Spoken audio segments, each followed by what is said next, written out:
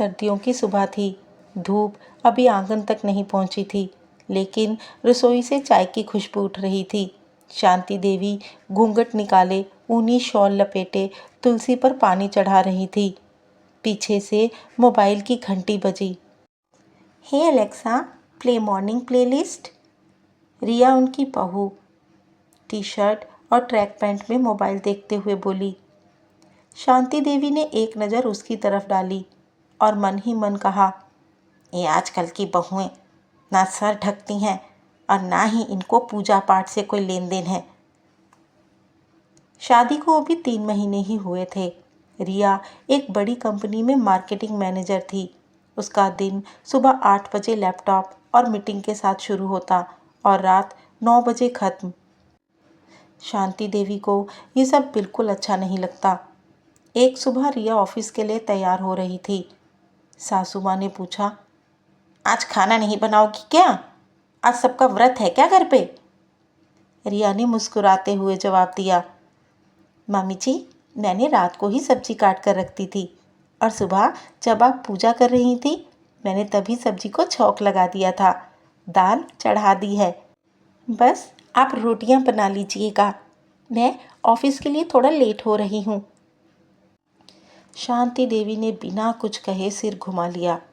उनके दिल में यही बात चुभी।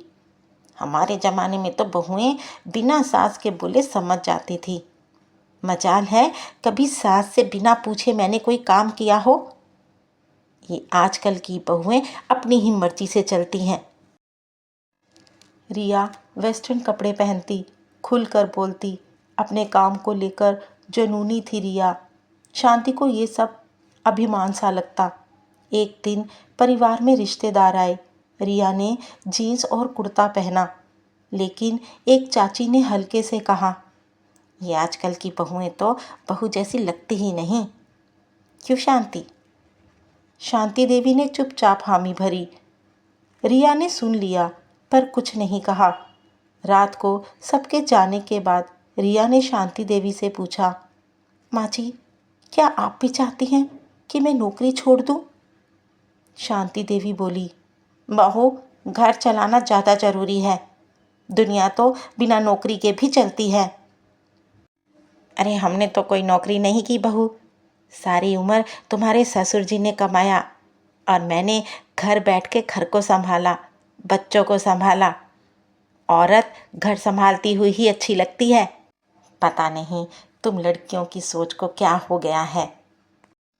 रिया ने जवाब में सिर्फ इतना कहा, माँ जी, मैंने अपनी माँ को पापा के इंतज़ार में खामोश होते देखा है। एक एक रुपए के लिए माँ को पापा और दादी के अधीन होते देखा है। मैं वो नहीं बनना चाहती। दोनों के बीच बातचीत सिर्फ ज़रूरत भर की रह गई थी। शांति देवी दिन भर अपने पुराने धार्मिक चैनल में खोई रहती, वहीं रिया अपने लैपटॉप में बिजी रहती। एक दिन रिया की माँ बीमार हो गई। रिया जल्दी जल्दी ऑफिस से लौटकर पैकिंग कर रही थी।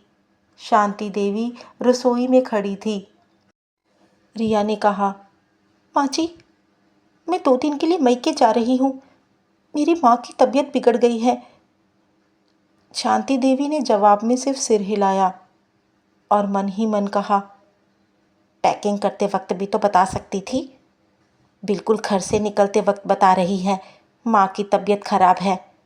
अरे मैं भी साथ चली जाती। ठीक है भाई, जैसी आजकल की लड़कियों की मर्जी। माँ के इलाज के दौरान रिया को 2 रातें अस्पताल में रहना पड़ा। वहीं रिया की भाभी एक बार भी रिया की माँ को देखने अस्पताल नहीं आई। रिया की माँ बार बार दरवाजे की तरफ देखती और मन महसूस कर रह जाती। रिया के पास होने के बावजूद भी रिया की माँ को अपनी बहू का इंतज़ार था।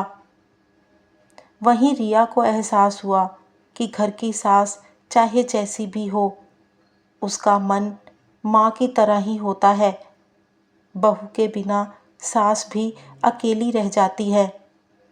वापस लौटकर रिया ने सबसे पहले शांति देवी के कमरे में जाकर कहा, माँ, कैसी हैं आप?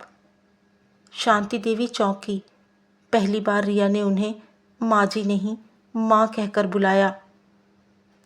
रिया ने शांति देवी से कहा, माँ, आज के बाद हम दोनों मिलकर शाम की पूजा किया करेंगे और सुबह रसोई घर में एक साथ काम करेंगे। जैसा आप कहेंगी मैं बिल्कुल वैसा करूँगी। शांति देवी के चेहरे पर हल्की सी मुस्कान आ गई। धीरे धीरे रिया ने सुबह जल्दी उठना शुरू किया, माँ के साथ तुलसी में पानी देना शुरू किया और शांति देवी ने रिया के लिए नया सलवार सूट बनवाया। एक शाम रिया ने माँ के लिए चाय बनाई।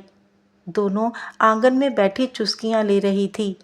तभी शांति देवी ने कहा, बाहो, मैं चाहती थी तू बिल्कुल मेरे जैसी बने, लेकिन अब लगता है तू जैसी है वो बहुत अच्छी है, मुझसे भी बहुत अच्छी।